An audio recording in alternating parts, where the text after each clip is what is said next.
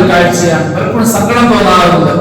ഒരു വലിയ കാഴ്ചവെക്കലും ഒരു വലിയ ഉത്സവത്തിന്റെ പ്രതീതി സൃഷ്ടിച്ചെടുക്കലും ഒരു ഒച്ചപ്പാടും ഒരു ബഹളവും ഒരു തമാശയൊക്കെയായിട്ട് അങ്ങനെ അറവ് നടത്തുന്നത് കാണാറുണ്ട്.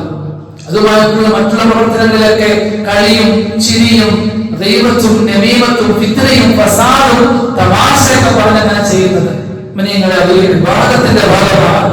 അല്ലാഹുവിനെ സമർപ്പിക്കപ്പെടുന്ന ഒരു ആരാധനയാണ്. അതുകൊണ്ട് തന്നെ തുടക്കം മുതൽ ഒടുക്കം വരെ ആ ഭക്ഷണം അങ്ങനെ വിതരണം ചെയ്യുന്നത് വരെ ആ ഒരു സൂക്ഷ്മതയും അതിന്റെ തഖ്വയും കൃത്യമായി നാം പരിപാലിക്കേണ്ടതുണ്ട്. ഈ ഖുർആന്റെ ആയത്തുകളൊന്ന് പഠിച്ചിരുന്നെങ്കിൽ ഓർക്കുകയാണ്. അതുമായി ബന്ധപ്പെട്ട് പരിശുദ്ധമായ ഖുർആൻ അതിന്റെ ഗൗരവത്തിൽ തന്നെ പറയുകയാണ്. ബിസ്മില്ലാഹിർ റഹ്മാനിർ റഹീം ലാ യനാലുല്ലാഹു ലുഹൂമുഹാ വലാ ദിമാഉഹാ. നിങ്ങൾ അറക്കാൻ പോകുന്ന ആ മൃഗത്തിന്റെ മാംസമോ അതിന്റെ രക്തമോ അല്ലാഹുവിലേക്ക് എത്തുന്നതേയില്ല എന്നാണ്. അല്ലാഹുവിലേക്ക് എത്തുന്നതേയില്ല.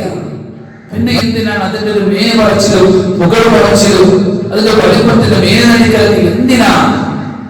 അതിന്റെ മാംസമോ അതിന്റെ രക്തമോ അല്ലാഹുവിലേക്ക് എത്തുന്നില്ല എന്ന് വിശുദ്ധ പറയാൻ. മറിച്ചോ വലാകിൻ യനാലുല്ലാഹു തഖ്വാ മിൻകും.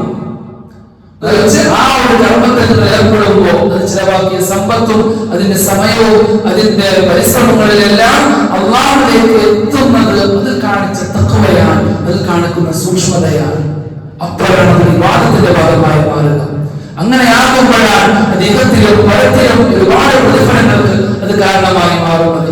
അങ്ങനെ നാം ചെയ്യുന്ന ആ ജോലി നഷ്ടമായി പോയി വൃഥാവിലാവാതിരിക്കാൻ അതിന്റെ തുടക്കം മുതൽ ഒടുക്കം വരെ ആ സൂക്ഷ്മതയും ആ ഭയഭക്തിയും അതിന്റെ അദബും അതിന്റെ മര്യാദയും കൃത്യമായി പരിപാലിക്കാൻ പ്രത്യേകം ശ്രദ്ധിക്കണമെന്ന് സ്നേഹപൂർവ്വം ഓർമ്മപ്പെടുത്തുകയാണ്. അല്ലാഹു തആല നമുക്ക് തൗഫീഖ് പ്രദാനം ചെയ്ത് അനുഗ്രഹിക്കുമാറാകട്ടെ.